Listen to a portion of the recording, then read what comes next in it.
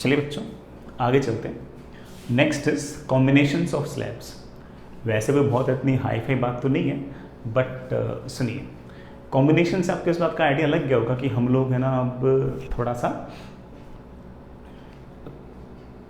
अगर मान लो slabs series में पैरेलल में पड़ी हो, उनको भी डिस्कस करेंगे। उनका इक्विवेलेंट थर्मल रेजिस्टेंस क्या होगा, उसका क्या काम है वगैरह वगैरह, इसको मिलकर से डिस्कस कर सकते हैं। वैसे तो आप इस बात को भी समझ गए होंगे कि इसको हम ना पढ़े तब भी काम चल जाएगा, क्योंकि हमने कंपैरिजन तो कर लिया है कि जैसे करंट इलेक्ट्रिसिटी के अंदर रेजिस्टेंस था बेटा, वैसे यहाँ पर थर्मल रेजिस्टेंस है। जैसे वहाँ पर थर्मल करंट था, वहाँ पर इलेक्ट्रिक करंट था, यहाँ पर वैसे थर्मल करंट है। तो आर इक्विवेलेंट वगैरह भी हम बड़े आराम से उसी तरह से डिस्कस कर सकते हैं। ठीक है, आगे चलते हैं। नेक्स्ट इज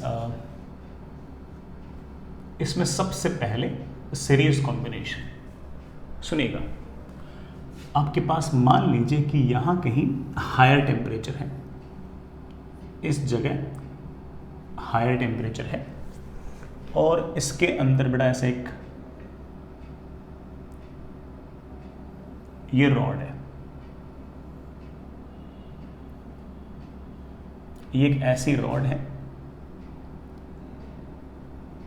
इस तरह की, जिसका क्रॉस सेक्शनल एरिया लेट से बच्चों A है, इसकी लेंथ मेरे बच्चों L1 है, और इसकी थर्मल कंडक्टिविटी K1 है। इस रॉड की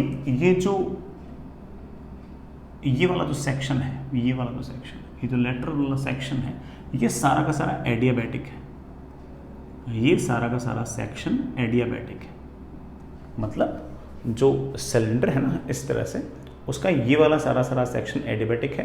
हीट जो है वो ऐसे बाहर नहीं आ सकती, हीट सिर्फ और सिर्फ यूं जा सकती है। ठीक है, इसी के आगे एक रॉड हमने और लगा दी है। जो अगली रॉड मैंने लगा दी है उसका क्रॉस सेक्शनल एरिया BA, उसकी लेंथ लेट से बच्चों L2, और इसकी थर्मल कंडक्टिविटी लेट से K2। Fair enough. अगेन इसका जो कर्व्ड सेक्शन है ये एडियाबैटिक है, ये जो कर्व्ड सेक्शन है ये एडियाबैटिक है, और हमने क्या किया कि इसको एक ऐसे रिजर्वोयर के अंदर डाल दिया है जो लोअर टेम्परेचर पे हो, जो lower temperature. We know that कि current flows from higher potential to lower potential, thermal current flows from higher temperature to lower temperature. So thermal current will be like this. This is your thermal current, and as you can see that for this thermal current, this is resistance let's say R1, this is let's say resistance R2, and दोनों के अंदर से current same है, and to and जुड़े हुए, तो आप कह सकते हो कि दोनों के दोनों जो रेजिस्टेंस हैं वो सीरीज में है।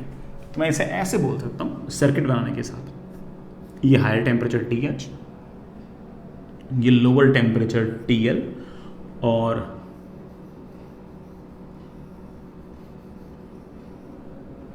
ये रेजिस्टेंस आपके पास R1, ये रेजिस्टेंस मेरे पास R2, ये रेजिस्टेंस आएगा L1 अपॉन K1A, ये R2 आएगा that is L2 upon K2, and we can replace these two resistances by a single resistance. We can replace these two resistances by a single resistance whose resistance can be written as R equivalent, and its value will be मेरे बच्चे R1 plus R2। तो जब भी इस तरह से same thermal current जा रहा हो, तो ऐसे अगर आपके पास दो रेजिस्टेंस अगर लगे हो, तो आप उन दोनों रेजिस्टेंस को एक इकलौते रेजिस्टेंस से रिप्लेस कर सकते हो, और जिस इकलौते रेजिस्टेंस से आप उसको रिप्लेस करोगे, दैट इकलौता resistance is known as R equivalent, and R equivalent is of course R1 plus R2। ये बड़ा आपका हायर टेम्परेचर। मैं आपसे पूछूं कि थर्मल करंट कितना आएगा, तो आप कह सकते हो कि सर थर्मल करंट आएगा स्टडी स्टेट में higher temperature minus lower temperature, that is higher temperature minus lower temperature upon R equivalent, या फिर ऐसे लिख दूं कि higher temperature minus lower temperature upon R1 plus R2। ठीक है, एक बात और बच्चों, अगर कोई मुझसे ये पूछ ले कि सर इस इंटरफेस पर टेम्परेचर क्या होगा, इस पॉइंट पर टेम्परेचर क्या होगा, लेट से कि यहाँ का टेम्परेचर T है, इसका मतलब यहाँ का टेम्परेचर T है। अगर कोई मुझे यहाँ पर टेम्परेचर निकालने के लिए कहेगा ना, तो मैं कहूँगा कि ये टेम्परेचर हम ऐसे निकाल सकते हैं कि जो थर्मल करंट हमने निकाला था उसी थर्मल करंट को मैं एक स्टाइल से और लिख सकता हूँ, TH minus T upon R1, TH minus T upon R। बड़ा क्रॉस मल्टीप्लाई करना, मेरे पास आ गया TH R1 minus TL R1 is equals to TH R1 minus T R1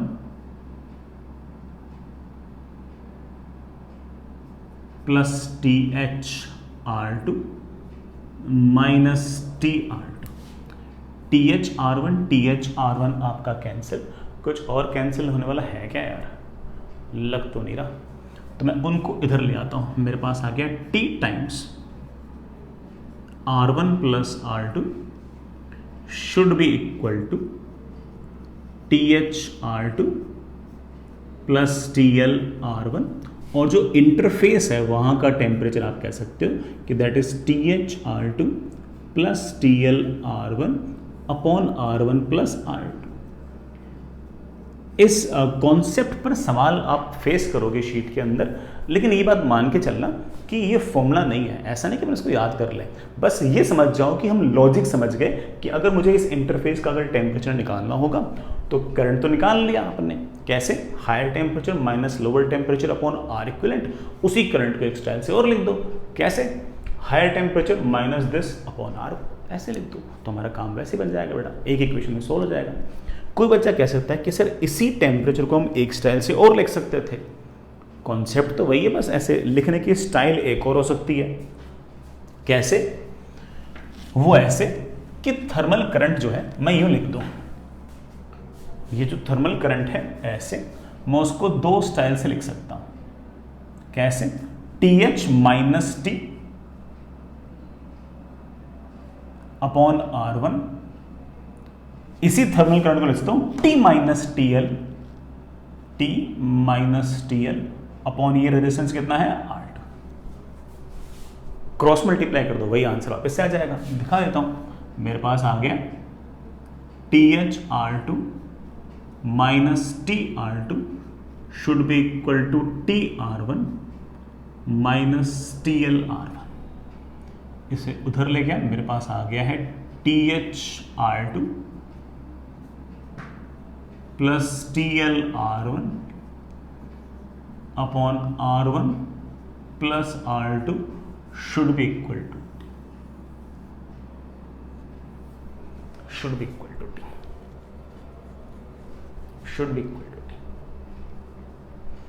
again ऐसा थोड़ी कि हम फॉर्मूला याद कर लेंगे, कोई फॉर्मूला है ही नहीं, मैं सारे के सारे आंसर्स R के टर्म्स में छोड़ रहा हूँ, चलेगा ना, है ना, चलेगा ना भाई, R में लिखना आता ही है। जैसे कोई मुझसे पूछ ले सर R इक्विवेलेंट कितना आया, तो मैंने तो सिर्फ लिख दिया कि R इक्विवेलेंट हमेशा लिख दिया करो कि R1 प्लस R2, मैंने तो बोल दिया कैसे लिख दिया करो, हालांकि हम जानते हैं कि R1 क्या होगा, R1 होगा L1 अपॉन K1A, R2 क्या होगा L2 अपॉन K2A, ये हमारा आंसर आ गया, ये हमारा आंसर है, ये R इक्विवेलेंट है। समझिए इस बात को। एक बात और बच्चों, कुछ सवालों के अंदर ना K इक्विवेलेंट भी पूछ लेते हैं, भाई R इक्विवेलेंट तो काम आता है इसलिए जानना जरूरी है, K इक्विवेलेंट कुछ काम नहीं आता, लेकिन सवाल में पूछ ही रखा हो बताओ K इक्विवेलेंट क्या होगा, तो हमें ऑफकोर्स बताना ही पड़ेगा, ये थोड़ी कहेंगे उसको कह रहे काम तो आता नहीं तो पूछ क्यों रहा है। तो हो सकता है कि IIT के अंदर नीट अपने NTA वाले एग्जाम में, JEE मेंस के एग्जाम में कोई हमसे पूछ ले कि बताओ K इक्विवेलेंट कितना होता है, तो ऑफकोर्स हमें K इक्विवेलेंट आना चाहिए। तो K इक्विवेलेंट का अर्थ क्या हुआ वो सोचते हैं। K इक्विवेलेंट का ये अर्थ हुआ, सुनना, K इक्विवेलेंट का ये अर्थ हुआ कि अगर मान लो कि ये सारे की सारी जो रॉड है ये दो अलग अलग मटेरियल से ना बनी होती, बल्कि एक ही मटेरियल से बनी होती, सिंगल मटेरियल से बनी होती। अगर सिंगल मटेरियल से बनी होती, शेप यही होता, शेप यही होता, शेप यही होता। इस बात का क्या अर्थ है? शेप यही होता, इस बात का ये अर्थ है कि लेंथ होती L1 plus L2, cross sectional area होता A, और इस पूरा का पूरा रोड एक ही मटेरियल की होती। लेट से एक ही मटेरियल है और उस एक ही मटेरियल का जो K है उसको मैंने बोल दिया K इक्विवेलेंट। K मतलब थर्मल कंडक्टिविटी को मैंने बोल दिया K इक्विवेलेंट। ये रोड एग्जैक्टली उतना ही रेजिस्टेंस क्रिएट करेगी जितना ये दोनों रोड मिलकर करेंगी। तो मैं कह सकता हूं कि this thermal conductivity is known as your K equivalent. तो दोनों रोड ने मिलकर ये रेजिस्टेंस क्रिएट किया। इसने अकेले ने कितना रेजिस्टेंस क्रिएट किया? आप बोलो sir length L1 plus L2 upon K equivalent into A से A कैंसिल। आ गया हमारा आंसर। तो कोई हमसे पूछ ले कि K इक्विवेलेंट कितना आएगा, तो हम बड़े आराम से बोल देंगे कि K इक्विवेलेंट आएगा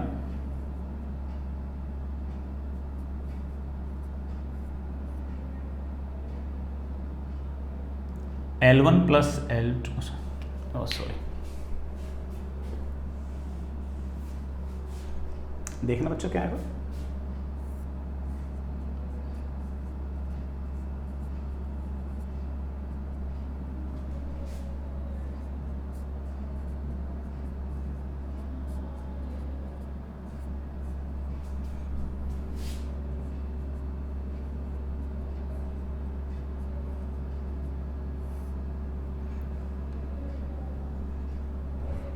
ये हमारा आंसर है। ऐसे ही मान लो 2 रोड होती, 3 रोड होती, 4 रोड होती, तब भी बेटा K इक्विवेलेंट का फॉर्मूला हम बड़े आराम से इस तरह से लिख सकते थे। लेकिन आप मुझसे ये पूछ लो कि सर ये K इक्विवेलेंट कहीं काम आएगा क्या? नहीं नहीं नहीं, काम नहीं आएगा। काम तो R इक्विवेलेंट आएगा, थर्मल करंट निकालने के लिए, और R इक्विवेलेंट काम आता है।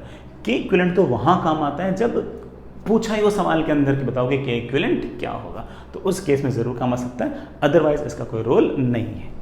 ठीक है, आई होप समझ गए इस बात को, क्योंकि बेटा ये जेई मेन में सवाल पूछ रखा है, इसलिए मैंने जानबूझ के K इक्विवेलेंट बताया। मेरा बिल्कुल एम आपको कंफ्यूज करने का नहीं था, हमारा तो सारा का सारा काम R इक्विवेलेंट से ही बनता है। आप लोग बेटा इसकी चिंता ना करें, इसकी चिंता बिल्कुल ना करें। ठीक है,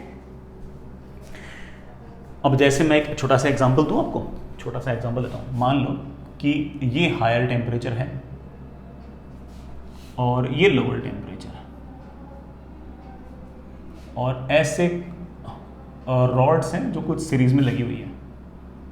ये एक रॉड है, लेंथ है L1 thermal conductivity K1, length है L2 thermal conductivity K2, length है L3 थर्मल कंडक्टिविटी है K3, लेंथ है L4 थर्मल कंडक्टिविटी K4, और सबका ही क्रॉस सेक्शनल एरिया सेम है, सबका क्रॉस सेक्शनल एरिया सेम है।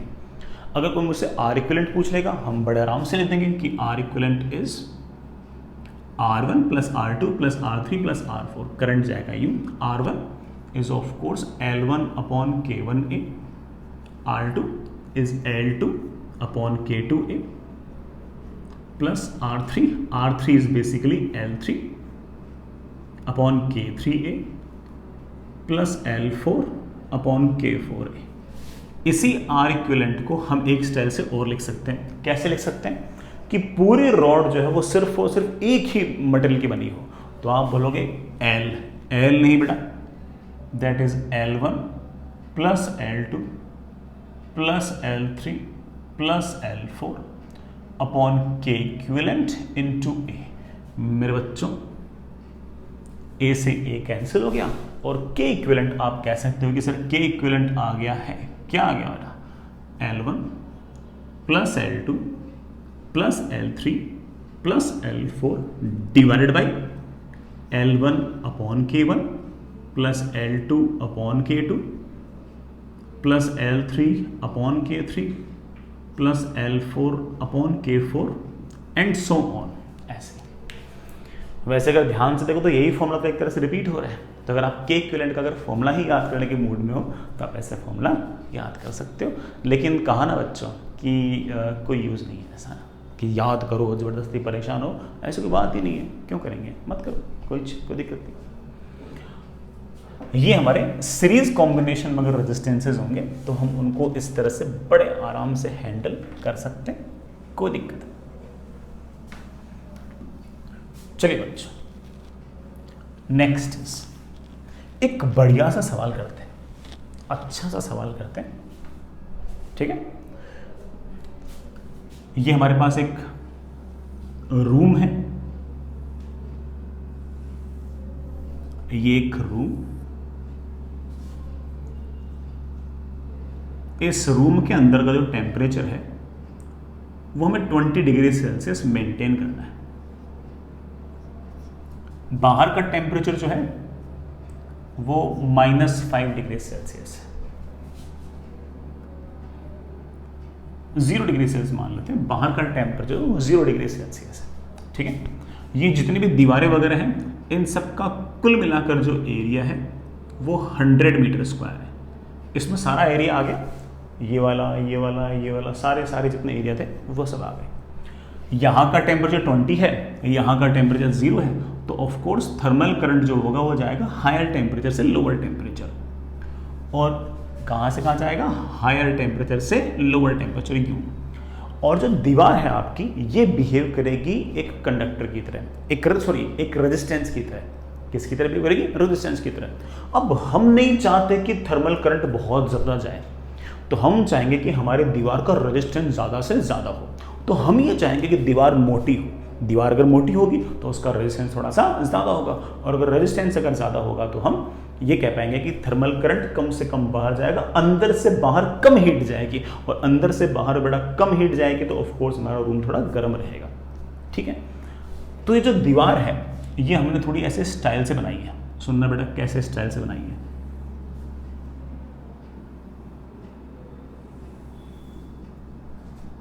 मैं इस दीवार को जूम करके दिखा रहा हूं बेटा। जो वॉल है मैंने इसी को जूम किया है,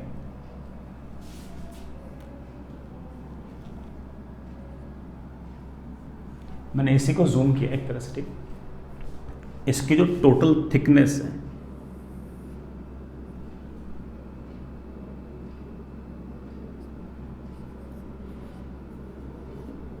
वो 30 सेंटीमीटर है। टोटल थिकनेस जो है वो 30 सेंटीमीटर है। इसमें सबसे, इसको मैंने अलग अलग कुछ मटेरियल लगा रखे।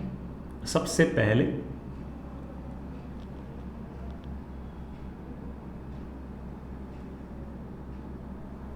ये एक 5 सेंटीमीटर की थिकनेस का एक मटेरियल है जिसकी थर्मल कंडक्टिविटी है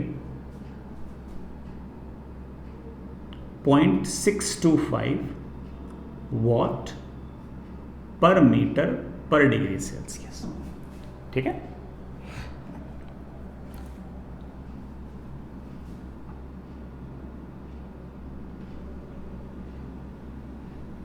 ये हमारे पास अब एक दूसरा मीडियम है यहां पर।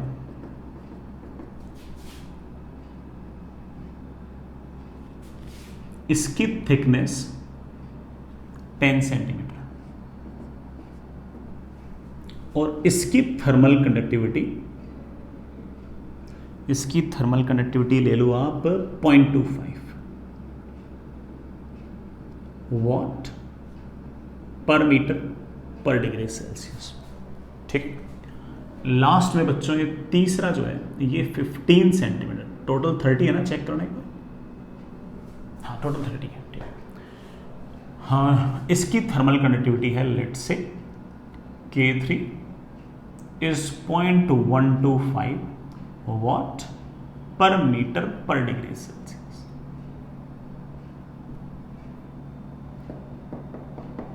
ये अपना तीसरा। ऐसे मान लो जैसे कि ना अपनी जो घर है उसकी दीवार ऐसे है कि पहले मान लीजिए कोई वुड की लेयर है, फिर मान लीजिए कोई ईंट की लेयर है, और लास्ट मान लीजिए कोई स्टोन की लेयर है। ऐसा हो सकता है, ठीक। अंदर का टेम्परेचर जैसे मैंने बताया दैट इज 20 डिग्री सेल्सियस। बाहर का टेम्परेचर है ना बताया that is 0 degree Celsius. Thermal current will flow from higher temperature to lower temperature. ठीक है, इस पूरी दीवार का जो पूरा नेट क्रॉस सेक्शनल एरिया वो आपको दे रखा, पूरा नेट, उसमें सारा आ गया, ये वाला सारे जितने दीवार सवाल, छोटे छोटे सवाल हैं, आराम आराम से करना, इत्मीनान से, जल्दबाजी नहीं बिल्कुल भी। फाइंड, पहला सवाल बेटा,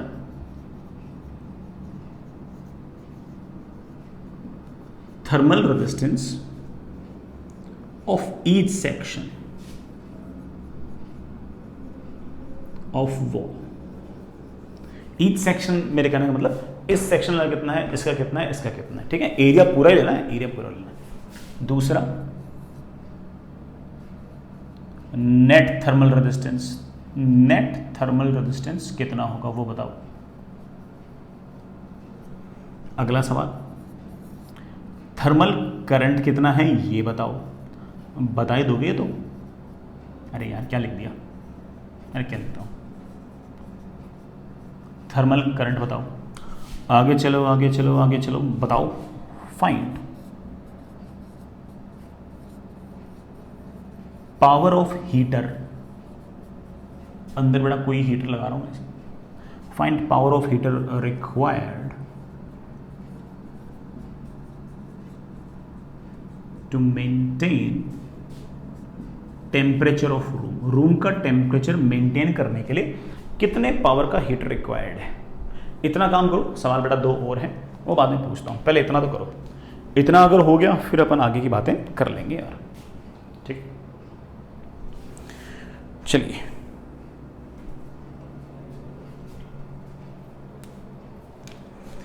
आप ट्राई कर सकते हो, है ना,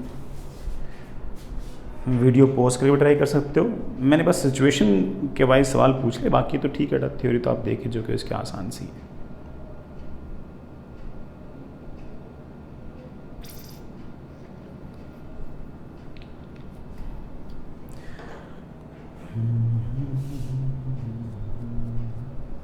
बेटा 0 डिग्री सेल्सियस है। ठीक, चलो करें यार, कहाँ लिखे, यहां लिख दे, मिटा दो इसको। चलिए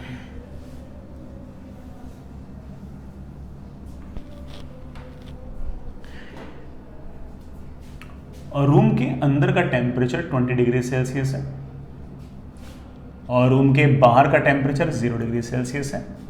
1 2 3 रेजिस्टेंस है, R1 R2 R3। This is R1, this is R2, this is R3। R1 is जिस तरफ करंट जा रहा है उस तरफ लेंथ, ये लेंथ कितनी है, 5 सेंटीमीटर। इसको लिख दो 5 into 10⁻⁻² metre, L upon K। इसका K कितना है, इसका K है 0.625 वाट पर मीटर पर degree Celsius. L upon K into area. इन सारी दीवारों का जो नेट एरिया वो है कितना, आप बोलो सारा एरिया टोटल आ गया 100 metre square. Metre square cancel,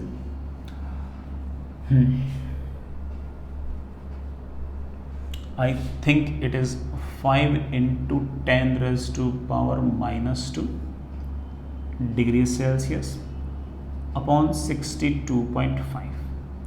62.5 है ना watt, 0.05 degree Celsius upon 62.5 watt. ठीक, ऊपर तो आ गया 1, ठीक है ना, ये मेरे ख्याल से 1250 आ गया होगा, ये R1 आ गया। सही तो जाना यार, कैलकुलेशन चेक करते रहना यार। इसका रेजिस्टेंस कितना आएगा, ये R2 कितना आएगा, ये R2 कितना आएगा, चेक करते हैं। L जिस तरफ करंट जा रहा है उस तरफ length 10 centimetre, that is 10 into 10⁻⁻² metre upon K। इसकी थर्मल कंडक्टिविटी है 0.25 वाट पर मीटर पर degree Celsius into area that is 100 metre square. Metre metre metre metre cancel. मेरे ख्याल से ऊपर 0.1 तो ठीक है बेटा, डिग्री सेल्सियस ऊपर चला जाएगा और ये 100 इधर आए तो 25 यहाँ पर आ गया।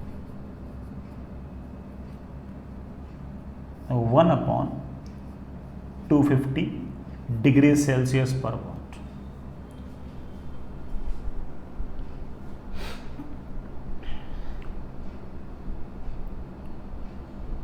ठीक है, बढ़िया। ये वाला रेजिस्टेंस और लिख लेते हैं। तो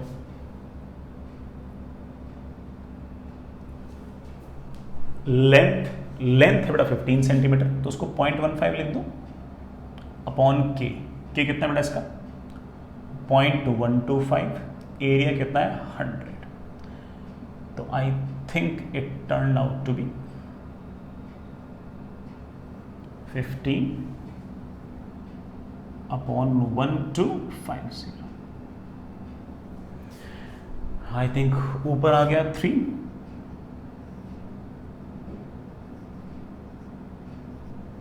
नीचे आ गया 250। ठीक है, ये आ गया हमारा अगेन डिग्री सेल्सियस पर वाट।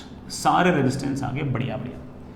अगला सवाल क्या था, पूरा रेजिस्टेंस निकालेंगे। ये R1 R2 R3 तीनों सीरीज में लगे हुए हैं, तो आप कह सकते हो कि sir R equivalent will B obviously R1 plus R2 plus R3।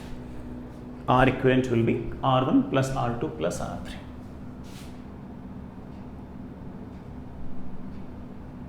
R1 plus R2 plus R3 जोड़ना बेटा बड़ी भारी कैलकुलेशन है यार। 1/1250 प्लस R2 कितना बेटा 1/250 प्लस 3/250 दैट इज 1/1250 प्लस 4/250। 1250 आपका एलसीएम आ गया। 1 प्लस बेटा कितना 5 टाइम्स करना पड़ेगा क्या, दैट इज आई थिंक 20। और R इक्विवेलेंट की वैल्यू मेरे बच्चों आंसर आ गया आपका 21/1250 डिग्री सेल्सियस पर वाट। ये अच्छा आंसर आ गया ना, कैलकुलेशन चेक करते रहना यार ना। ठीक है, मुझसे पूछा थर्मल करंट कितना होगा, बिल्कुल निकाल देंगे। अगर मुझे ये वाला थर्मल करंट निकालना ही है तो this thermal current is higher temperature minus lower temperature that is 20 degree Celsius upon thermal current is 21 degree Celsius 1250 watt. Degree Celsius cancel. तो हमारे पास बच्चों आंसर आ गए हैं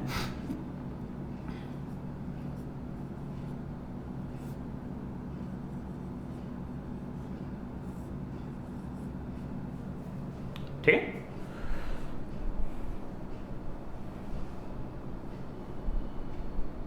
ये आंसर आ गया आपका, इतने वाट आ गया थर्मल करंट।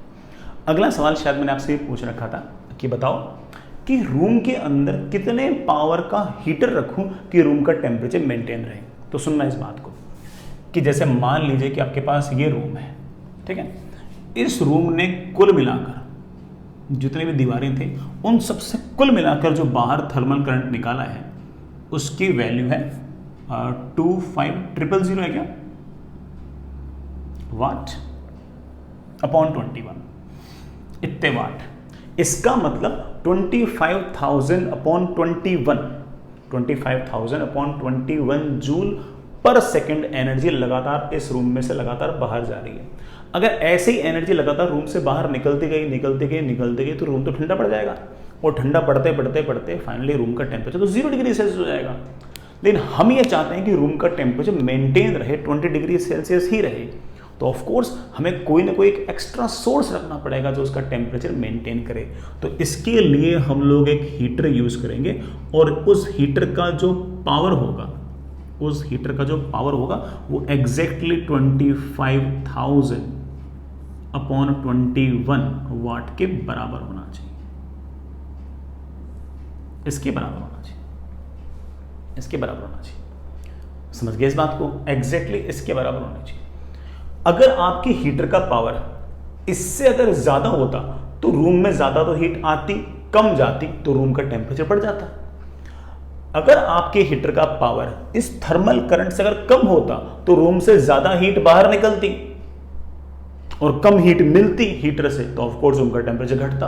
हमें तो रूम का टेम्परेचर मेंटेन करना है, तो जितना थर्मल करंट बाहर जा रहा है उतना किसी तरीके से एनर्जी आनी चाहिए। किससे आएगी इतनी हीट? हीटर से आ जाएगी।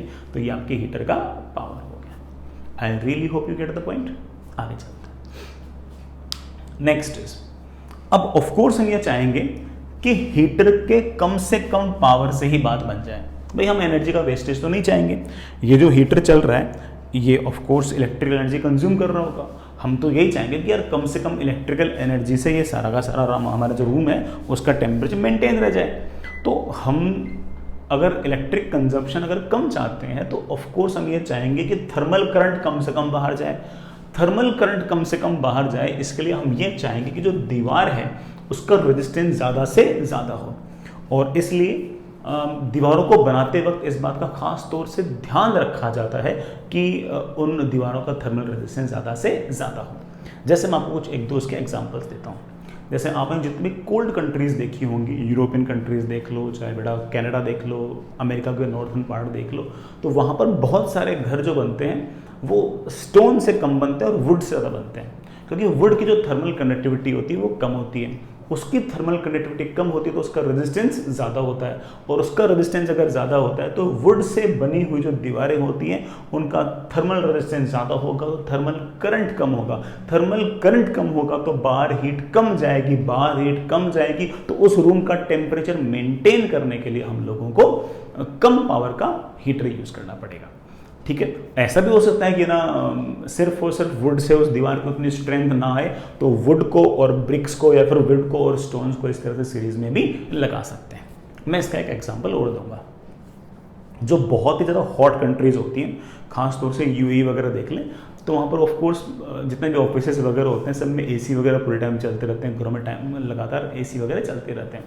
वहाँ पर एक स्पेसिफिक टाइप ऑफ ग्लास का काफ़ी ज़्यादा प्रचलन है। उस ग्लास में क्या होता है कि ग्लास जो होता है, ग्लास मतलब ये जो अपने खिड़कियों में लगते हैं, खिड़की दरवाजों में जो ग्लासेस लगते हैं ना, उनकी बात कर रहा हूँ। तो जो ग्लास होता है उसकी थिकनेस में ना यहाँ ग्लास होगा, यहाँ ग्लास होगा और बीच में एयर होगी, ट्रैप्ड एयर होगी। ये ग्लास और बीच में एयर। अब होगा क्या कि ऑफकोर्स बाहर का टेम्परेचर बहुत ज़्यादा, ठीक है, और रूम का टेम्परेचर हम ऑफकोर्स 20 डिग्री सेल्सियस के आसपास चाहेंगे, यही चाहेंगे। तो बाहर का टेम्परेचर अगर ज़्यादा होगा तो लगातार हीट अंदर आती रहेगी, आती रहेगी, आती रहेगी। अब उस हीट आती रहेगी तो रूम का टेम्परेचर लगातार बढ़ता रहेगा। तो रूम का टेम्परेचर मैनेज करने के लिए हमें एसी चाहिए होगा, और वो हमारा जो एयर कंडीशनर है वो ऑफकोर्स बड़ा किस तरह से कोशिश करेगा कि हमारे रूम का टेम्परेचर उतना ज़्यादा ना बढ़े। लेकिन अगर मैं किसी तरीके से जो हमने विंडोज़ यूज़ कर रखी है अगर मैं ऐसे यूज़ करूँ कि उनका थर्मल रेजिस्टेंस बहुत ज़्यादा हो तो अंदर थर्मल करंट कम आएगा। अंदर थर्मल करंट कम आएगा तो जो एसी हम यूज़ कर रहे हैं, जो एयर कंडीशनर हम लोग यूज़ कर रहे हैं, वो टेम्परेचर को बड़े आराम से मेंटेन कर लेगा। तो इसके लिए हम क्या करते हैं कि सिंपल ग्लासेस ना यूज़ करके ग्लास और बीच में एयर छोड़ दो। तो इससे क्या होगा कि इसका रेजिस्टेंस R1, इसका रेजिस्टेंस लेट से R2, और बीच में जो एयर ट्रैप्ड है उसका रेजिस्टेंस मान लो आ जाएगा R3। तो इक्विवेलेंट रेजिस्टेंस आएगा R1, R3, R2। तो नेट इक्विवेलेंट रेजिस्टेंस आ गया R1 plus R2 plus R3। R3 किसका रेजिस्टेंस? एयर का। और एयर की थर्मल कंडक्टिविटी काफ़ी कम होती है, इस कारण से उसका रेजिस्टेंस बहुत ज़्यादा होता है। तो इस कारण से हमारा इस पूरे ग्लास का रेजिस्टेंस अच्छा खासा आ जाएगा, और रेजिस्टेंस अगर अच्छा खासा आ जाएगा तो ऑफकोर्स थर्मल करंट कम आएगा। थर्मल करंट कम आएगा तो हमारे रूम में हीट कम आएगी। हमारे रूम में अगर हीट कम आएगी तो एयर कंडीशनर हमारा जो है वो कम पावर पर भी वर्क कर जाएगा। I hope you get the point. आपको बड़ा सारी बात समझ में आ गई होगी, है ना। चलिए अब मैं ना एक सवाल और रह गया था, मैं सिर्फ उसका एक्सप्रेशन लिखना चाहता हूँ। कोई मुझसे पूछ ले कि सर यहाँ पर टेम्परेचर कितना होगा और यहाँ पर टेम्परेचर कितना होगा, कह दे सर यहाँ पर तो टेम्परेचर मुझे पता है कि रूम का टेम्परेचर 20 डिग्री सेल्सियस, बाहर का टेम्परेचर है 0 डिग्री सेल्सियस। सर अगर मुझे यहाँ पर इस इंटरफेस पर टेम्परेचर निकालना हो, लेट्स से T1, कैसे निकालूंगा? सर मुझे इस इंटरफेस पर टेम्परेचर निकालना हो T2, कैसे निकालूंगा? तो सुनना, यहाँ का टेम्परेचर लेट्स से T1, ये लेट्स से टेम्परेचर T2। जैसे हमने सीरीज में फॉर्मूले याद किए थे वैसे कर लो बेटा। थर्मल करंट तुम निकाल चुके हो तो आप सीधा सीधा बोल सकते हो कि 20 minus T1 upon R1। R1 कहाँ गया बच्चे? ये रहा, ये कितना? 1 upon 1250 should be equal to यहां से अंदर का थर्मल करंट। भाई थर्मल करंट तो हर जगह उतना ही है, चाहे वो यहां से यहां लिखो, चाहे यहां से यहां लिखो, चाहे कहीं से लिखो। थर्मल करंट आया कितना था? हमारा थर्मल करंट आया था कितना था बेटा? 25000 अपॉन 21। सर मुझे T2 भी चाहिए, T2 चाहिए तो लिख दो T1 minus T2 upon R2 should be equal to this. उसे सॉल्व कर लो, T1 तो निकल ही चुका है। या फिर ऐसे लिख दो T2 माइनस 0, या फिर ऐसे लिख दो T2 minus 0 upon R3 should be the same thermal current. इससे आप बड़े आराम से T1 भी निकाल सकते हो और T2 भी निकाल सकते हो। इंटरफेस के किसी भी पॉइंट पर आप बड़े आराम से टेम्परेचर्स निकाल सकते हैं। ठीक है, समझ आ गया? गुड। चलिए बच्चा, वैसे हमने सीरीज कॉम्बिनेशन की सारी बातें देख ली है, और जिस तरह का सिचुएशनल सवाल मैंने आपको कराया ये तो बहुत ही बढ़िया है। इस तरह का सिचुएशनल सवाल तो अगर मान लो IIT JEE एडवांस वगैरह में कभी आ जाए तो अपने तो लाइफ ही बन जाए यार, है ना? क्योंकि अपन ने देख भी रखा है, और इस तरह का सवाल है ना, ऐसा लगता है इस तरह के सवाल की मतलब स्टाइल से लगता है कि हाँ यार इस तरह का सवाल काश कभी IIT पूछ ले। हम तो कर देंगे, क्यों नहीं कर देंगे, पढ़ इसलिए रहे। एक बात और बतानी है यार, ये जो बात बता रहा हूँ इसका जनरल सवालों से कोई लेना देना नहीं है। जनरल सवाल सीरीज के उससे हो जाएंगे जो हमने अभी तक पढ़ाई की है। कुछ बढ़िया टफ बुक्स के अंदर एक तरीके का सवाल और आता है यार, सुन सकते हो।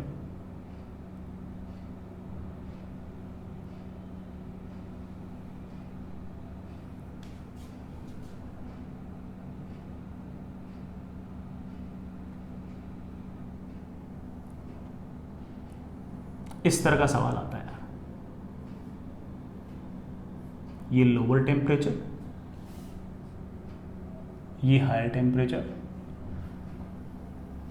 थर्मल करंट U आएगा, इसकी लेंथ L1, इसकी लेंथ L2, इसका क्रॉस सेक्शनल एरिया A1, इसका क्रॉस सेक्शनल एरिया A2, इसकी थर्मल कंडक्टिविटी K1, इसकी थर्मल कंडक्टिविटी K2। हमसे कोई पूछ ले कि इसका R इक्विवेलेंट कितना आएगा, we know that they are in series, जो करंट इसमें वही करंट इसमें, वी नो दैट कि R equivalent will be simply R1 plus R2। आप भी सोच रहे हो सर वापस से करा रहे हो? हाँ बेटा बिल्कुल वापस से करा रहा हूँ। हमने अभी तक जितने सवाल किए थे उसमें क्रॉस सेक्शनल एरिया यूनिफॉर्म था, इसमें क्रॉस सेक्शनल एरिया दोनों का अलग अलग है, फिर भी फॉर्मूले वही रहेंगे। इसका resistance L1 upon K1 A1, इसका resistance L2 upon K2 A2। ठीक है, आप बोलोगे सर बहुत ही ट्रिवियल सी बात थी, बिल्कुल ट्रिवियल सी बात थी, मैं ना बताता ना तब भी तुम समझ जाते। लेकिन इस तरह के सिचुएशन में एक एक्स्ट्रा सवाल पूछते हैं कि इसका K इक्विवेलेंट बताओ, तो हम इसका K इक्विवेलेंट भी निकाल सकते हैं। सर K इक्विवेलेंट कैसे निकालेंगे? मान लो कि एक ही मीडियम की, अलग अलग मीडियम की नहीं, एक ही मीडियम की कोई नया अरेंजमेंट है जिसका शेप एग्जैक्टली यही है, शेप एग्जैक्टली यही है। ऐसे मान लो कि एक अलग से रॉड है यूं, ऐसे,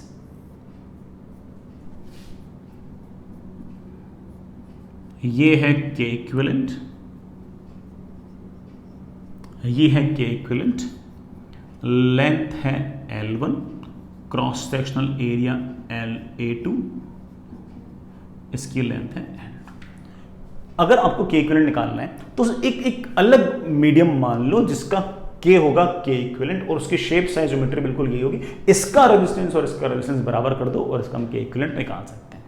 सर इसका रेजिस्टेंस कैसे लिखेंगे? वैसे ही इसका रेजिस्टेंस प्लस इसका रेजिस्टेंस, इसका रेजिस्टेंस आएगा L1 upon K equivalent into A1, इसका L2 upon K equivalent into A2। हमने आज तक जो सवाल किया था जिसमें क्रॉस सेक्शन या हर जगह सेम रहता था, उसमें ये A1 A2 सब सेम होते तो कैंसिल हो जाया करते, अब कैंसिल नहीं होंगे। इतना सा ही फर्क है और कोई फर्क ही नहीं है। आप इसको कह सकते हो कि sir it can be written as L1 upon A1 plus L2 upon A2 into 1 upon K equivalent. और इससे हम के इक्विवेलेंट का फॉर्मूला निकाल सकते हैं। के इक्विवेलेंट जाएगा ऊपर ही आ जाएगा नीचे, मेरे पास आ जाएगा L1 upon A1 plus L2 upon A2 divided by L1 upon K1 A1 plus L2 upon K2 A2। तो कभी अगर क्रॉस सेक्शनल एरिया अगर अलग हुए तब भी हम के इक्विवेलेंट निकाल सकते हैं। अगर कभी सवाल आ जाए तब ऐसा कर सकते हैं, है ना। ऐसा जनरली बड़ा सवाल पूछते नहीं है, मैंने करा दिया, ठीक है। हमेशा सेम क्रॉस सेक्शनल एरिया होता है। जिनको कह दे सर क्रॉस सेक्शनल एरिया अलग हुआ तो क्या हम के इक्विवेलेंट निकाल लेंगे? बिल्कुल निकाल लेंगे। बस जो सिस्टम बना रखा है वैसा ही सिस्टम बना दो एक नए मटेरियल का जिसकी थर्मल कंडक्टिविटी के इक्विवेलेंट कर दो और दोनों के रेजिस्टेंस वापस से बराबर कर दो, बन जाएगा काम।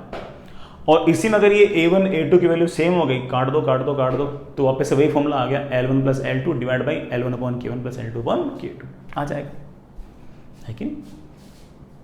समझ के इस बात को? चलो बहुत बढ़िया, आगे चलते हैं बच्चों।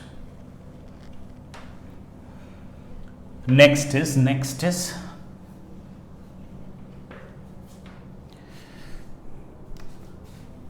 Parallel combination.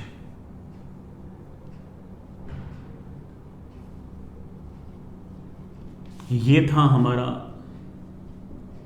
Series combination. Now the next is parallel combination. As we know that कि पैरेलल कॉम्बिनेशन में हम लोग पोटेंशियल डिफरेंस सेम रखा करते थे। आज हम of course potential difference same नहीं रखेंगे, हम तो टेम्परेचर डिफरेंस सेम रखेंगे। तो सुनिएगा, ये मान लीजिए कोई सिस्टम है जिसका हायर टेम्परेचर है, लेट्स से TH। यहां कहीं एक दूसरा सिस्टम है जिसका लोअर टेम्परेचर है TL।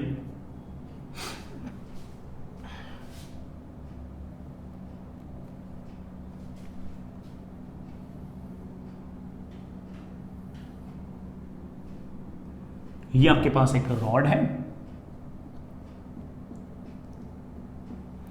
जिसकी लेंथ है L1, थर्मल कंडक्टिविटी K1 और जिसका क्रॉस सेक्शनल एरिया A1, ठीक है। थर्मल करंट जाएगा ऐसे, मैंने इसको I1 लिख दिया, ठीक है। ऐसे ही बड़ा दूसरी रॉड और है,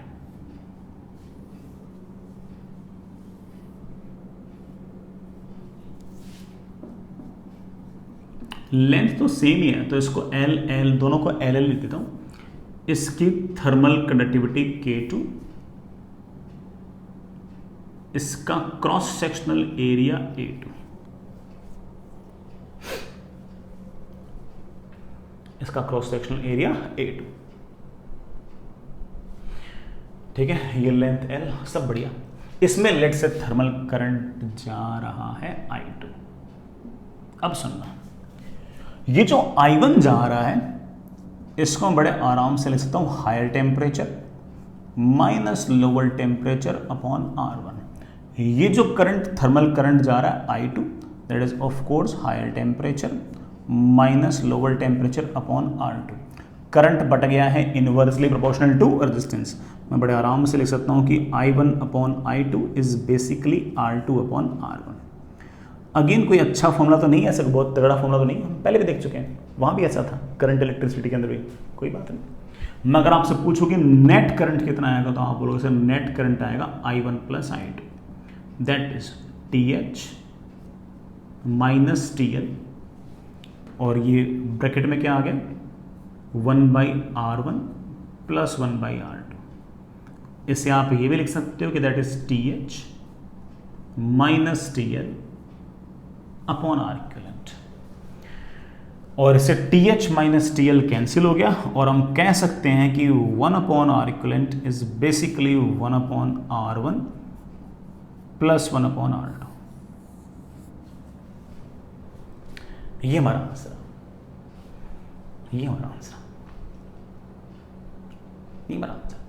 हालांकि आप होगा सर आंसर क्या है, ठीक है हम भी कर लेते काम, तो बिल्कुल कर सकते हो, मना थोड़ी है, बिल्कुल कर सकते हो, कोई इशू नहीं है, बिल्कुल कर सकते हो।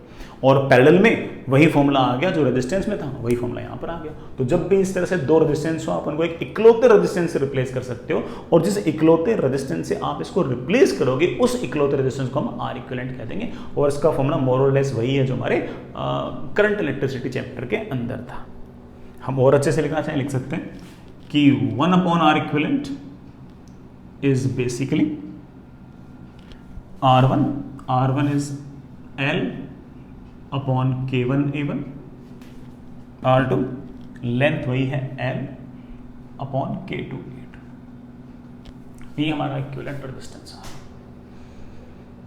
बढ़िया है सर, यहां पर भी हम K इक्विवेलेंट डिफाइन कर सकते हैं क्या? बिल्कुल कर सकते हैं, यहां पर भी हम K इक्विवेलेंट डिफाइन कर सकते हैं, कोई इशू नहीं। यहां पर अगर K इक्विवेलेंट अगर डिफाइन करना हो ना, तो तुम मत बड़ा डायग्राम में चेंज करना, मैं कर रहा हूं। तो यहां पर भी एक मीडियम रख दो, वही मीडियम यहां रख दो, सेम मीडियम रख दो दोनों में, और इनका रेजिस्टेंस वही होगा जो अपना एक्चुअल सिस्टम था, और दोनों का रेजिस्टेंस बराबर कर दो, या इन दोनों को ऐसे जोड़ दो, इन दोनों को ऐसे मर्ज कर दो। मर्ज कर दोगे तो लेंथ तो L ही रहेगी, लेकिन आपका cross sectional area A1 + A2 हो जाएगा, और आप इस R इक्विवेलेंट को लिख सकते हो L upon K equivalent, merge करोगे तो एरिया कितना हो जाएगा A1 + A2, that is equals to K1A1 + K2A2 upon L से L कैंसिल, तो पूरी रॉड बड़ा K इक्विवेलेंट की मान लो, और बड़ा टोटल एरिया A1 + A2 हो गया, मर्ज कर दो। और जैसे हमने देखा इसमें K इक्विवेलेंट का एक फॉर्मूला आ गया, तो चाहो तो याद कर लो। मुझे तो ऐसा कोई बहुत ऐसा कोई फैसिनेटिंग फॉर्मूला तो लगता नहीं कि मैं इसे याद करूं, और या फिर याद करने के लिए तुम लोगों को कहूं। मैंने तो बात समझा दी कि यार जब भी K इक्विवेलेंट अगर निकालना हो, तो इसका मतलब सारे के सारे मटेरियल को एक सिंगल मटेरियल से रिप्लेस कर दो, और वो एग्जैक्टली उतना ही रेजिस्टेंस क्रिएट कर देना चाहिए जितना सारा आपका एक्चुअल सिस्टम क्रिएट कर रहा था। फिर हमारा काम बड़े आराम से बन जाएगा यार, ठीक है। आगे चलते हैं बच्चों, ये हमारा पैरेलल कॉम्बिनेशन।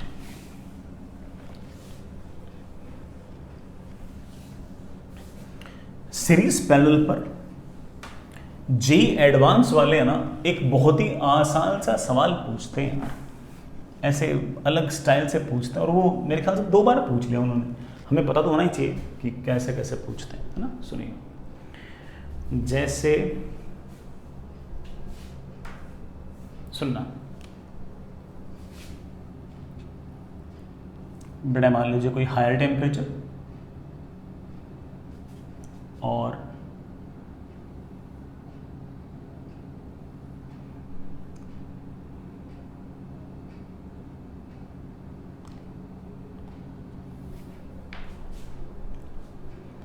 ऐसे मेरे पास 2 रॉड्स हैं,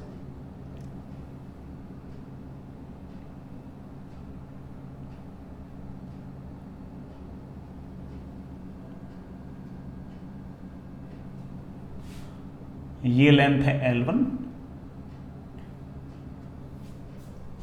खैर लेंथ की जरूरत नहीं, दोनों आइडेंटिकल है ऐसे बोलते हैं बेटा, दोनों रॉड्स जो है वो आइडेंटिकल है।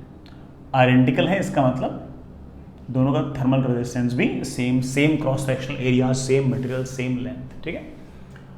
और यहां कहीं आपके पास कोई दूसरा बॉक्स है, इस बॉक्स का टेम्परेचर है 0 डिग्री सेल्सियस और इसमें कोई ना कोई ऐसे आइस पड़ी बेटा,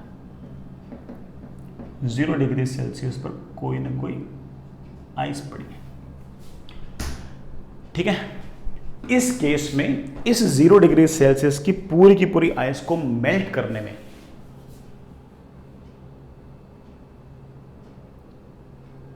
टाइम टेकन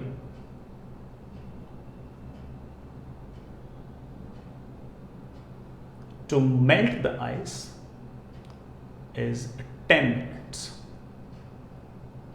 10 मिनट्स के अंदर आइस बड़ा पिघल जाती है, ठीक है। अब ऐसी ही एक कंडीशन और ले लो, सेम रिजर्वायर, हायर टेम्परेचर वही, बस दोनों रॉड्स जो हैं आइडेंटिकल तो हैं, लेकिन इस बार हमने उनको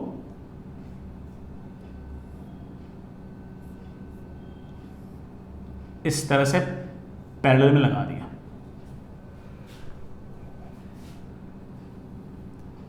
and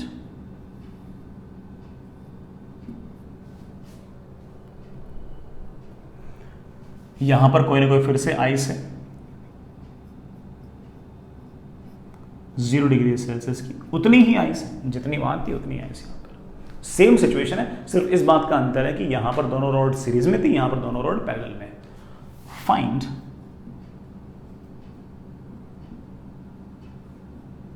time taken to melt the ice. Ice को मेल्ट करने में कितना टाइम लगेगा, सोचते हैं। यहां पर थर्मल करंट आएगा ऐसे, ये रेजिस्टेंस आर, ये रेजिस्टेंस आर, दोनों सीरीज में है। हम कह सकते हैं कि thermal current is of course higher temperature minus lower temperature, that is TH minus 0 upon resistance, that is 2R। ये थर्मल करंट है। थर्मल करंट है मतलब इतनी हीट आ रही है पर यूनिट टाइम, कांस्टेंट है ये, ठीक है।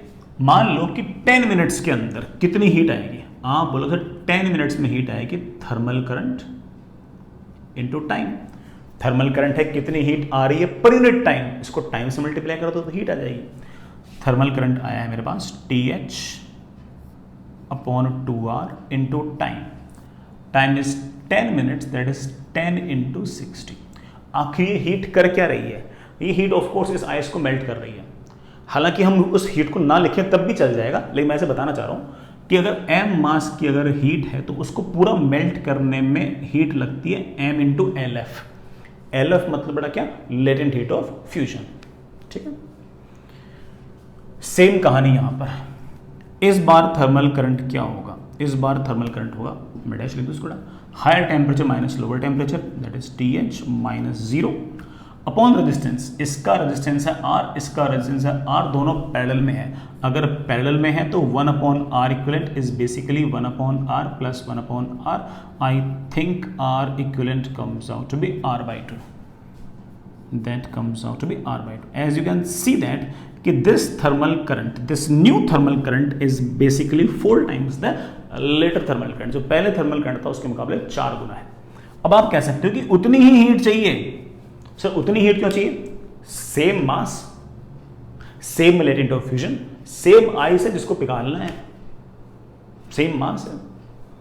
तो आप कह सकते हो कि thermal current into time, thermal current है हमारा that is TH upon R into 2 into time should be equal to the same m into LF। मेरे ख्याल से डिवाइड कर दो, डिवाइड करते बात बन गई, डिवाइड कर दो, इक्वल कर दो, एक ही बात है। इक्वल किया तो TH से TH गायब, R से R गायब,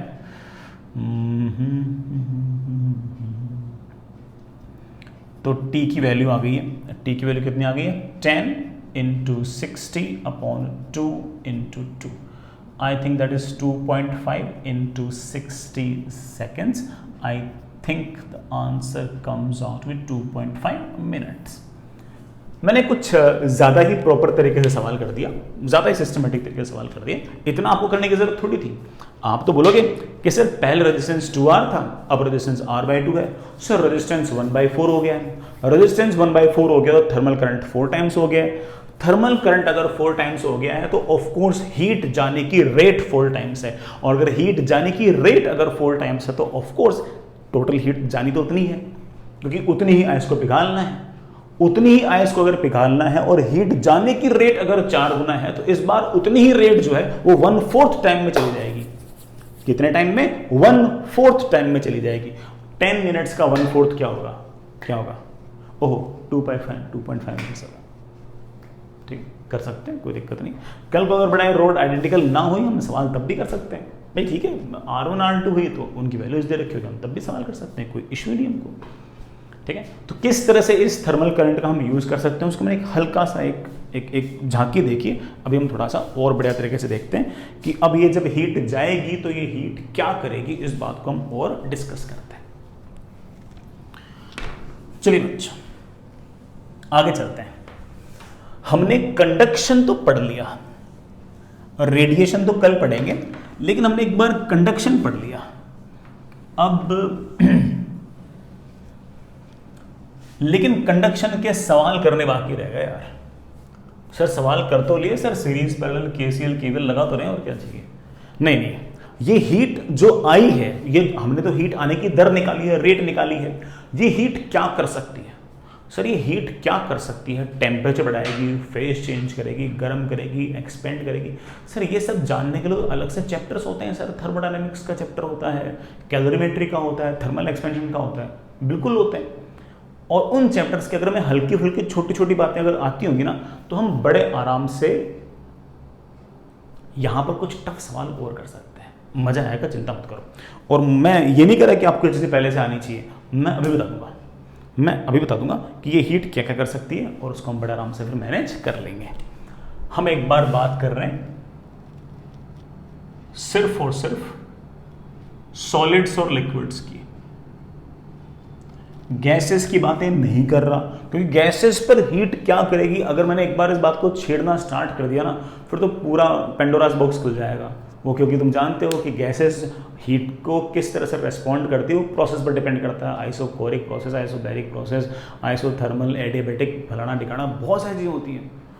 उसमें पेंडोरा बॉक्स में खोल नहीं रहा, मैं सिर्फ और सिर्फ सॉलिड्स और लिक्विड्स पर ही बिल्कुल एक बार कंसंट्रेटेड हूँ। तो सुनिएगा, अगर आपने कोई DQ हीट दी, छोटी सी हीट दी, तो किसी m मास के सॉलिड या लिक्विड जिसकी स्पेसिफिक हीट है S, उसका थोड़ा सा टेम्परेचर बढ़ जाएगा dt। Simple formula, dq is equals to ms dt। अगर आपको ये फॉर्मूला पहले से नहीं आता तो मैंने सिखा दिया, मेरा काम चल जाएगा इससे।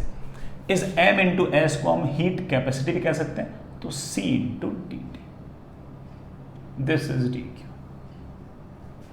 अगर मैं कहूं थर्मल करंट लिखो, तो मेरे बच्चे बोलेंगे, क्या बोलेंगे कि सर कितनी heat I divide by heat आने में समय कितना लगा, तो स्मॉल dt से डिवाइड कर दिया। तो इसको मैं लिख सकता हूं that is ms dt upon dt। ये क्या है? Rate of change of temperature. क्या है ये? Rate of change of temperature. इतने टाइम में इतना टेम्परेचर चेंज हुआ है, this is basically your rate of change of temperature. I hope you get the point. तो चाहे सॉलिड्स हो चाहे लिक्विड्स हो, आप बड़े आराम से ये वाला फॉर्मूला यूज कर सकते हो जब भी आपके पास टेम्परेचर चेंज करने की बात हो, तब सर मान लो कभी टेम्परेचर चेंज ना हो रहा हो, सॉलिड्स और लिक्विड्स में हीट देने पर भी टेम्परेचर चेंज ना हो रहा है, ऐसा कब होता है? आप बोलोगे सर ऐसा होता है मेल्टिंग पॉइंट पर और बॉइलिंग पॉइंट पर। मान लीजिए कि किसी सिस्टम में हमने लिक्विड या सॉलिड को मेल्टिंग या बॉइलिंग पॉइंट पर हीट दी, तो जैसे ही आपने DQ हीट दी, थोड़ी सी चिन्नी सी DQ हीट दी, तो चिन्ना सा मास DM जो होगा उसका फेज चेंज हो जाएगा। क्या हो जाएगा? Phase change. सॉलिड से लिक्विड हो जाएगा या लिक्विड से वेपर हो जाएगा। सर ये L क्या है बेटा? This L is known as latent heat. ओहो प्यारे वाले बच्चों, क्या नाम निकाल दिया अपन ने इसका? Latent heat. Sir thermal current लिखना हो तो बेटा, अगर थर्मल करंट लिखना हो तो कितनी हीट आई पर यूनिट टाइम, यहां पर भी डिवाइड बाई dt। सर ये डीएम बाई डी क्या हो गया है बेटा? डीएम बाई डी हो गया कि किस रेट से मास अपना फेज चेंज कर रहा है, किस रेट से मास अपना फेज चेंज कर रहा है, ठीक है, इनटू इतना आता है तो काम चल जाएगा, ना भी आता है तो मैंने जितना बता दिया उससे काम चल जाएगा। बिल्कुल एकदम चिल रहो, कोई दिक्कत नहीं है।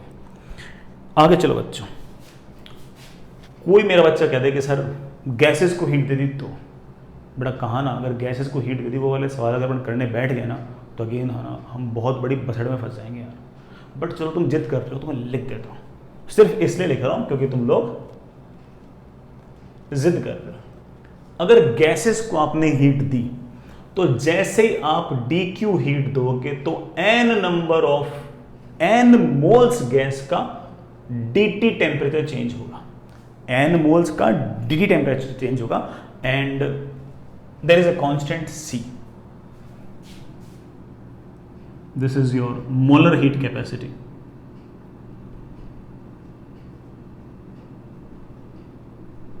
सर कितना आसान तो है, आप बड़ा नाटक कर रहे थे बताते हुए, बड़ा आसान नहीं है। ये जो C है ना, ये हर प्रोसेस का अलग अलग होता है। गैस को आपने हीट दी तो गैस उस हीट को लेकर कितना टेम्परेचर बढ़ाती है, घटाती है, कांस्टेंट रखती है, क्या करती है, प्रोसेस पर डिपेंड करता है। और एक गैस को गर्म करने के, हीट देने के हजारों, करोड़ों, अरबों, खरबों तरीके हो सकते हैं, और इतने सारे तरीके हो सकते हैं, इतने सारे C हो सकते हैं। सर उसमें से आप कितने बताओगे? मैं नहीं बता रहा, आज नहीं बता रहा, कभी थर्मो पढ़ाएंगे बता देंगे, लेकिन आज नहीं बता रहा। आपको आते हो तो ठीक है, अदरवाइज ठीक है बेटा, ऐसे शीट में कोई सवाल नहीं है। हाँ, किसी टफ बुक में अगर सवाल हुआ तो हो सकता है कि बेटा आप लोग इस तरह का फेस कर सको। मैंने आपको हल्का फुल्का आइडिया दे दिया कि गैसेस में भी हमें सारे कॉन्सेप्ट लगा सकते हैं। और अगर आप मुझे थर्मल करंट लिखने के लिए मजबूर करोगे तो मैं लिख दूंगा thermal current is dq upon dt upon dt। This C is process dependent, this C is process dependent। कभी ना कभी इत्मीनान से देख भी लेंगे, लेकिन आज तो बेटा तुम ऐसे काम चला हुआ है। मोस्टली बच्चों ने देख रखा हुआ है ना 11th क्लास में, बट ठीक है, ना देख रखा तो कोई इश्यू नहीं है। चलिए बच्चों, एक सवाल करते हैं। जो चीज सीखी है उसके बेसिस पे अपन 2 सवाल करते हैं और बढ़िया सवाल करेंगे यार, अपन अच्छा सवाल करेंगे। और वैसे ही सवाल अगेन आप बेटा किसी न किसी बुक के अंदर फेस कर ही लोगे। सुनिए बेटा,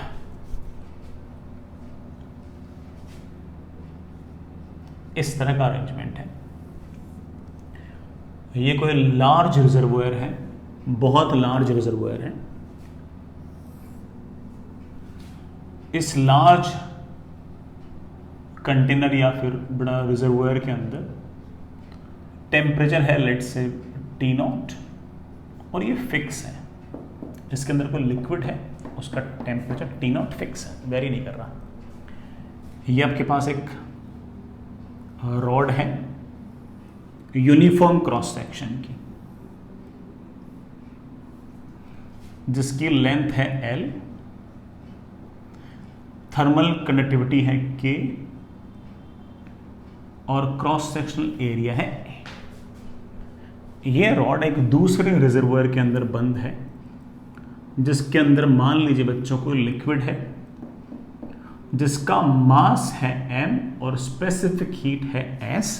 मास है m, स्पेसिफिक हीट है s, और T इज इक्वल्स टू 0 पर उसका इनिशियल टेम्परेचर है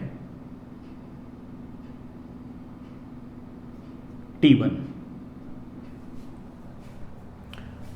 T0 जो है वो T1 से बड़ा है। अगर T0 अगर T1 से बड़ा है तो current will flow from higher temperature to lower temperature.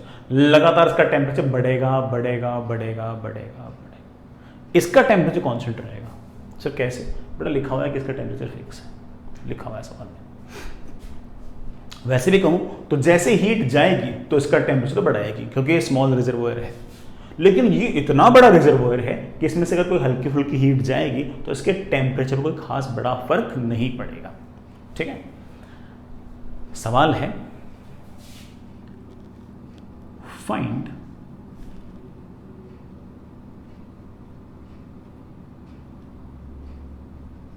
Temperature of liquid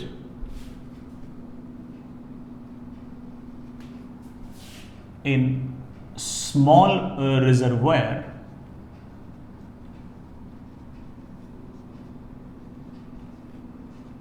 at any time t, किसी भी टाइम t पर रिजर्वोयर में कितना टेम्परेचर होगा वो बताओ। बताएंगे यार, बिल्कुल बताएंगे। कोई भी इक्वेशन लिखो ना, उससे पहले मुझे ना दो चार बातों का एक आइडिया है। देखना, यहाँ का ज़्यादा टेम्परेचर है, बड़ा एक क्रॉस सेक्शनल एरिया यूनिफॉर्म है। थोड़ा मैंने डायग्राम गंदा बनाया, वो अलग बात है। हाँ, मैं क्या करता, हाँ मैं कह रहा था कि करंट यूँ आएगा, this is higher temperature, this is lower temperature. Current is of course higher temperature minus lower temperature upon resistance. Resistance तो फिक्स है।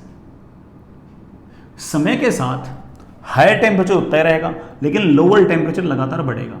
लोअर टेम्परेचर लगातार बढ़ेगा क्योंकि हीट जा रही है, तो वो टेम्परेचर बढ़ाएगी इसका। तो जैसे जैसे जैसे इसका टेम्परेचर बढ़ेगा, दोनों के बीच में टेम्परेचर डिफरेंस घटेगा।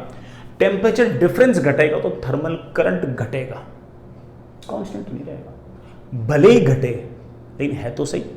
और जब तक थर्मल करंट है, तब तक लगातार इसका टेम्परेचर बढ़ना तय है। हालांकि हम समझ गए कि शुरुआत में इसका टेम्परेचर फास्टली बढ़ेगा, फिर बाद में इसका टेम्परेचर उतना फास्टली नहीं बढ़ेगा क्योंकि थर्मल करंट लगातार घट रहा है। भले ही घट रहा हो, लेकिन है तो सही। अगर है तो लगातार इसका टेम्परेचर बढ़ेगा बढ़ेगा बढ़ेगा बढ़ेगा, और तब तक बढ़ेगा जब तक थर्मल करंट है। और थर्मल करंट कब तक रहेगा? थर्मल करंट तब तक रहेगा जब तक यहाँ का टेम्परेचर यहाँ का टेम्परेचर बराबर ना हो जाए। तो बहुत टाइम बाद कभी न कभी ऐसी सिचुएशन अराइज होगी जब यहाँ का टेम्परेचर और यहाँ का टेम्परेचर सेम हो जाएगा, और उसके बाद आपका थर्मल करंट जीरो हो जाएगा। तो एक बात तो तय है कि finally time tending toward infinity पर, स्टेडी स्टेट पर इसका टेम्परेचर इनफाइनाइट हो जाएगा। सॉरी, इनफाइनाइट नहीं हो जाएगा पगलू, वही हो जाएगा जो आपके लार्ज कंटेनर का है। लार्ज कंटेनर कितना था? T0। तो फाइनली इसका टेम्परेचर भी कितना हो जाएगा? T0। काश ये पूछ रखा होता हमसे कि बताओ टाइम टेंडिंग टुवर्ड इन्फिनिटी पर इसका टेम्परेचर कितना होता, तो हम बड़े स्टाइल से बोलते हैं कि T0 होगा, लेकिन हमसे वो थोड़ी पूछा है। हमसे तो पूछा है किसी भी टाइम पे बताओ, किसी भी टाइम पे। हाँ, टाइम टेंडिंग टुवर्ड इन्फिनिटी बता सकते हो, लेकिन हर टाइम पे बताओ मुझे तो। चलो करते हैं कोशिश।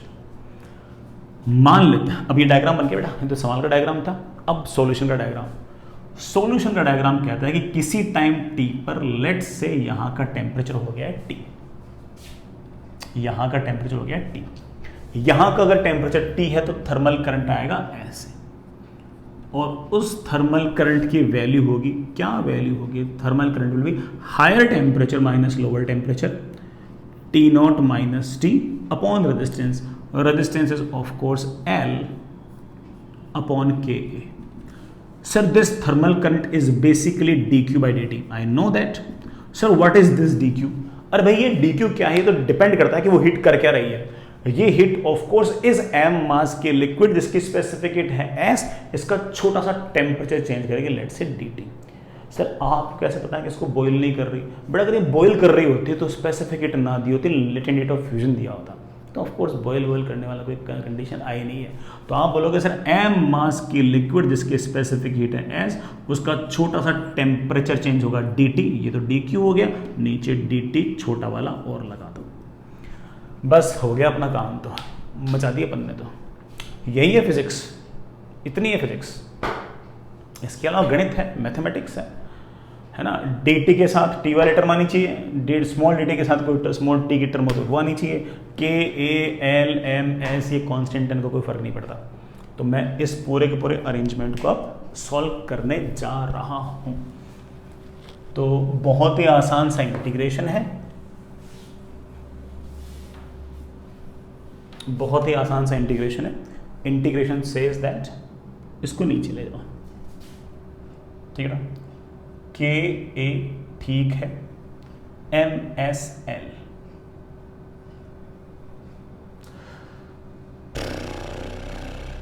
मैंने सही तो किया ना, हाँ। Small D T is equals to D T upon T not minus T. लो बेटा, कैपिटल टी के साथ टी की टर्म लाने के लिए इसे नीचे ले गया, इस स्मॉल डी टी को ऊपर ले आया, के ए, ठीक है। बिल्कुल शुरुआत में जब टाइम 0 था तो हमारे इस कैपिटल टी की वैल्यू शायद T1 थी, T1 ही थी ना। किसी भी टाइम T पर लेट से टेम्परेचर आ गया T, छोटा सा इंटीग्रेशन है, चलो करते हैं। इस तरफ का तो इंटीग्रेशन आ गया K A T upon M S L. Right side में पहले तो माइनस, सर माइनस किस बात का, टी का जो कोफिशिएंट होता है उससे डिवाइड करते हैं, टी का कोफिशिएंट है -1 तो -1 से डिवाइड कर दो, एक ही बात है। और इसका इंटीग्रेशन आएगा log of T not minus T, limit कहाँ से कहाँ तक, T1 से T, माइनस को इधर ले आओ, minus K A T upon M S L is equals to log of T not minus T minus log of T not minus T1। ओह ये टाइम छोटा वाला है यार, ये तो टाइम वाला टी है।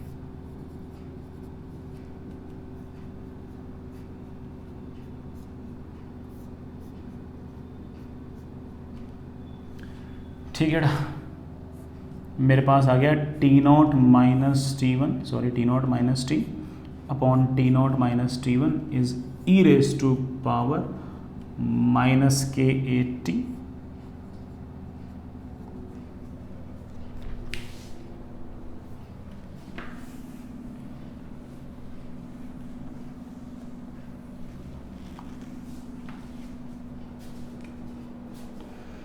और मेरे पास आ गया T not minus T is T not minus T1 into E raise to power minus K A T upon M S L. Sir मुझे तो टी लिखना है, किसी भी टाइम पे लिख दो बेटा, that is T is equals to T not minus T1 into E raise to power minus K A T upon M S L. Check कर लो बेटा, एक बार चेक कर लो कि हमारे छोटे वाले रिजर्वोयर में किसी भी टाइम पर ये टेम्परेचर होगा या नहीं होगा। टी को 0 पुट करो, ई रेज टू पावर 0 हो गया 1, तो इतनी पड़ गया, टी नॉट से टी नॉट कैंसिल, T1 आ गया। क्या छोटे वाले रिजर्वोयर का temperature time t equal to 0 पर T1 था क्या? हाँ T1 ही था। Time tending toward infinity put करो, E raise to power minus infinity हो गया 0, है ना, तो ये 0, तो ये सारा कदम t is equal to T not. क्या टाइम टेंडिंग टुवर्ड इन्फिनिटी पर छोटे वाले रिजर्वोयर का टेम्परेचर वही हो जाएगा जो बड़े वाले रिजर्वोयर का है? यस, तो बिल्कुल सही है, बिल्कुल सही। तो किसी भी टाइम पर हम बड़े आराम से इस तरह से लिख सकते हैं। इवन कोई हमें कह दे ना कि ग्राफ बना दो इसका, तो बड़ा ग्राफ तो हम बना ही सकते हैं, भले ही आपको ग्राफ बनाने ना आते हो, मेरे को तो आते ही, तो मैं बना सकता हूँ। ये temperature versus time, t is equals to 0 पर टेम्परेचर है T1, time tending toward infinity पर टेम्परेचर है T not, and graph is something like 1 minus e raised to power minus x kind of graph. I really hope कि you know that the graph is like this. ऐसे लगातार graph आपका आएगा, 1 minus e raised to power minus x kind of graph है, easy सा graph बेटा, ठीक है। आपने हल्का फुल्का मैथ्स में पढ़ रखा होगा, अच्छी बात है। चलिए बच्चों आगे चलते हैं, नेक्स्ट एक और सवाल, बिल्कुल ऐसा सवाल, बस इस बार मैं कोशिश करूंगा कि जो हीट का आदान प्रदान है, जो भी हीट का आना जाना है, उसके कारण फेज चेंज हो, टेम्परेचर चेंज ना हो, फेज चेंज हो। सवाल बनाएंगे ऐसा अपन, ठीक है, सवाल अपन बनाएंगे ऐसे। बेटा ये कोई कंटेनर है एडियाबैटिक,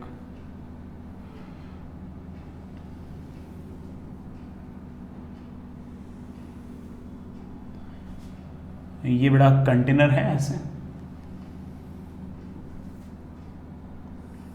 ऐसे, ये एडियाबैटिक,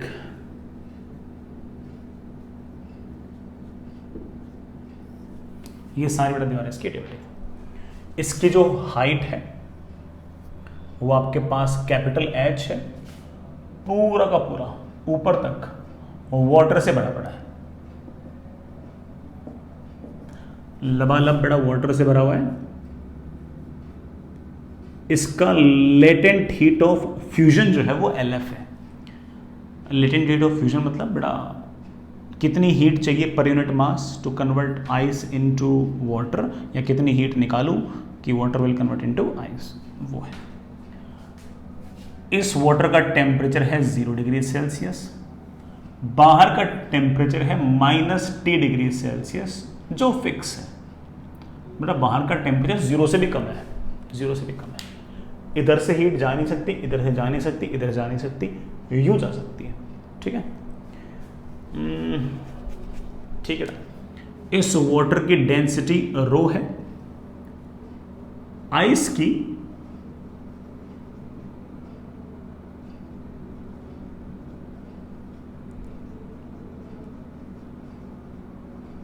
थर्मल कंडक्टिविटी हमें के दे रखी है।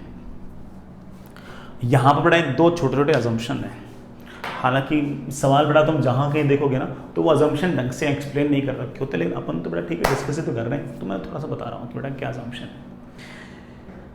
अजम्पशन ये है कि आइस और वाटर की डेंसिटी मोर और लेस सेम ही माननी है, बहुत बड़ा अंतर नहीं मानना। हालांकि अंतर होता है बेटा, ice is less dense as compare to water और नियरली 0.9 टाइम्स के आसपास उसकी डेंसिटी होती है, लेकिन हम लोग लगभग बराबर मानेंगे। लेकिन हम ये मानेंगे कि आइस जो है वो हल्की सी कम डेंस है, मतलब एग्जैक्टली बराबर नहीं है, हल्की सी कम डेंस है। सर आइस हल्की सी कम डेंस है, इस बात को आप कैसे यूज करोगे? इसको ऐसे यूज करूंगा कि जैसे ही मान लो कि इसका टेम्परेचर 0 है और बाहर का टेम्परेचर -T डिग्री सेल्सियस है, तो जैसे ही हीट बाहर जाएगी और ये वाटर फ्रीज होगा तो आइस हल्की सी डेंस है, इसलिए आइस जो है वो नीचे से बनना स्टार्ट नहीं होगी, वो ऊपर से बनना स्टार्ट होगी, क्योंकि उसकी डेंसिटी वाटर से कम है तो वो ऊपर आएगी। तो आइस जो बनेगी वो ऊपर से बनते बनते बनते बनते बनते लगातार नीचे आएगी। पहले बड़ा थिकनेस कम होगी, फिर लगातार थिकनेस आइस की बढ़ेगी बढ़ेगी बढ़ेगी बढ़ेगी बढ़ेगी, ऐसे। तो हमें आइस की डेंसिटी लगभग वाटर के बराबर माननी है, वाटर से थोड़ी सी कम माननी है। तो आप कह सकते हो कि अगर वाटर की डेंसिटी अगर रो है तो आइस की डेंसिटी रो से थोड़ी सी कम, कैलकुलेशन पर्पस के लिए रो ही ले सकते हो। ठीक है, फाइंड टाइम टेकन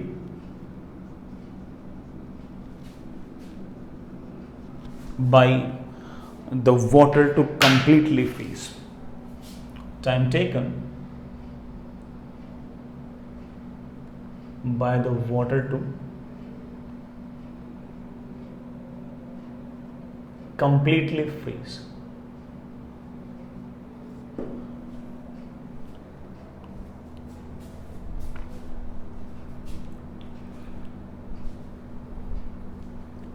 पूरे पानी को फ्रीज होने में कितना समय लगेगा? अब सुनना बेटा, हो सकता है बेटा कई बच्चों को कैलोरीमेट्री उतनी ना आती हो, तो मैं बेसिक से बता रहा हूं यार।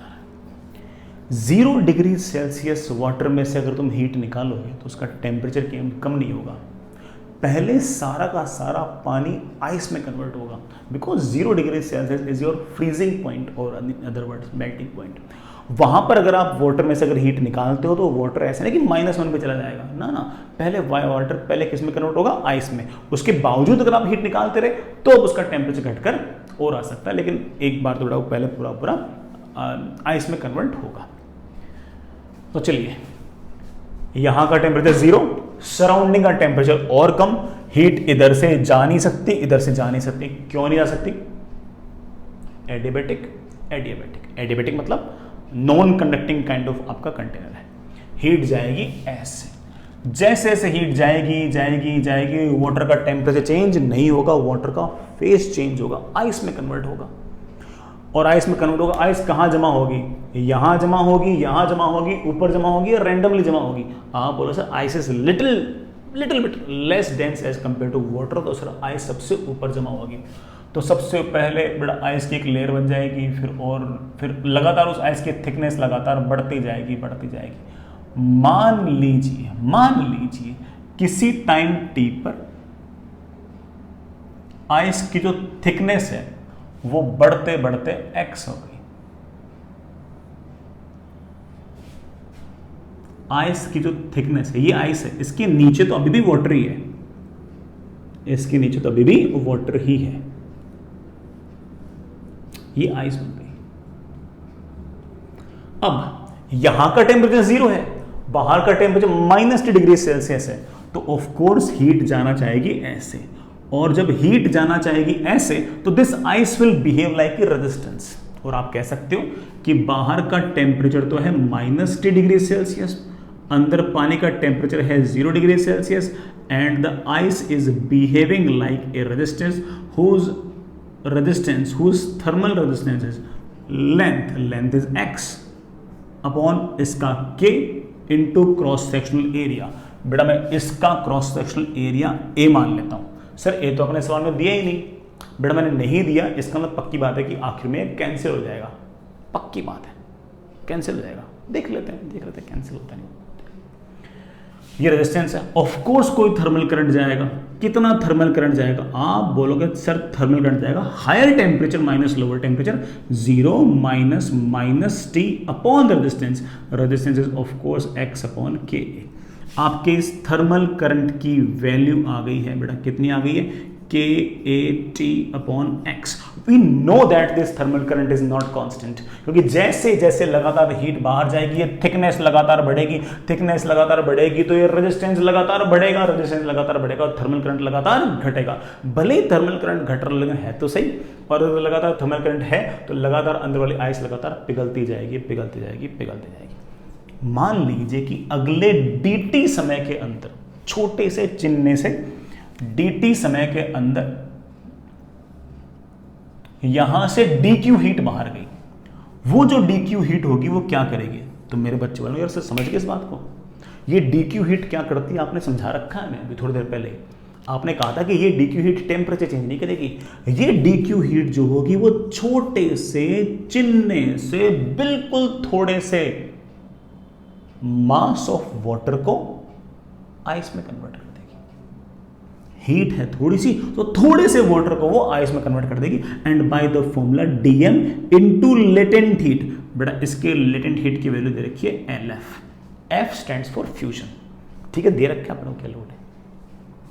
आप कह सकते हो कि sir thermal current is basically dq upon dt that divide by dt।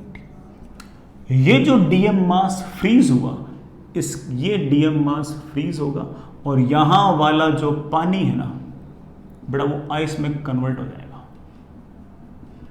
और जो पहले थिकनेस x थी ना वो बढ़कर x प्लस dx हो जाएगा, और ये dx विड्थ के अंदर आपका पानी जो है वो फ्रीज हो चुका है। काश मैं इसका मास लिख पाऊं मेरे बच्चे, सर मास लिखना बहुत ही आसान है। डेंसिटी से डेंसिटी आइस की लिखूं या वाटर की लिखूं? ये तो असम्पशन अपने ले रखा है, नियरली सेम है। रो इनटू ये वाला वॉल्यूम, अरे मेरे बाल को वॉल्यूम होगा area, cross sectional area into thickness that is dx। Density into volume. लो बेटा हो गया अपना काम। तो thermal current is KAT upon x। This thermal current is dq upon dt। dq हम लिख रहे हैं, क्या लिख रहा है? dm into LF। dm कितना है? रो a dx into LF upon dt। जैसी हमारी एक्सपेक्टेशन थी बेटा, a से a क्या हो गया? कैंसिल।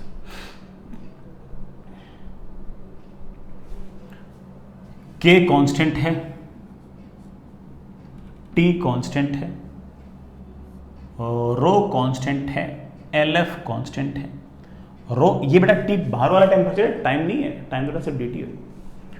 के कांस्टेंट है, टी कांस्टेंट है, रो कांस्टेंट है, LF कांस्टेंट है। नीचे आ गया, ऊपर आ गया मेरे पास है dt and that is equals to x dx। Integrate sir इन सबको इंटीग्रेशन से बाहर क्यों निकाल लिया? सब कांस्टेंट बेटा। जब टाइम 0 था तो x की वैल्यू 0 थी, कोई आइस नहीं थी, और समय बढ़ता गया तो बड़ा आइस की थिकनेस लगातार बढ़ती गई। मुझे वो वाला टाइम निकालना था, पूरी आइस पिघल जाए, सॉरी पूरा का पूरा बड़ा वाटर फ्रीज हो जाएगा, तो उस टाइम x की वैल्यू बढ़ते h हो जाएगी, और हमारे पास आंसर आ गया है KT स्मॉल t